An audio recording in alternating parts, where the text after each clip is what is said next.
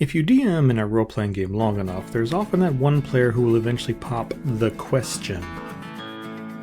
Can I invent a gun? And if you're a good DM, the answer should be yes, but with a follow-up question for the player.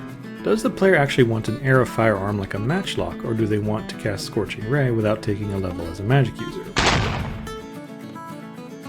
The problem I've always had is that a firearm implies something about where a setting is in terms of technology, but it also has a lot to say about what it's close to developing too. Any setting capable of sophisticated metalwork has reached a point where it could experiment enough to make gunpowder. These settings have a group of alchemists doing just that.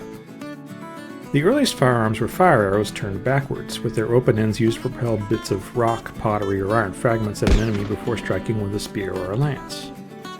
Next came the hand cannon itself, which implies that the civilization is capable of making complex iron casts, as well as long burning fuses. After that was the matchlock, perhaps made in a setting that understands simple clockwork mechanisms, and able to cast bullets and make forged barrels. The wheel lock is even more reliable, but needs more complicated springs and patch wadding, if you don't want the bullet to fall out if you're pointing it downward. The flintlock came after, and that's the technology I think many players want their firearms at. The reload time on any of these weapons could range anywhere from 3 to 10 rounds, depending on how generous the DM feels like being.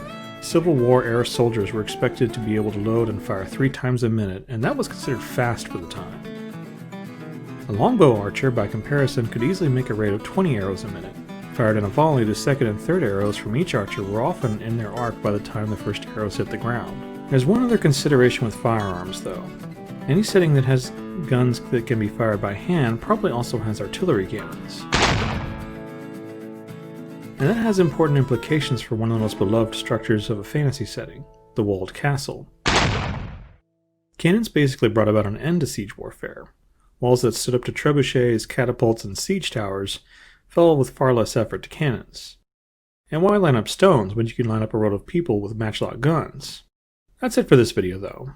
I needed to mix up art styles, so I hope you enjoyed the paper texture stage show. I'll have more for you in 2 weeks. Thanks for watching.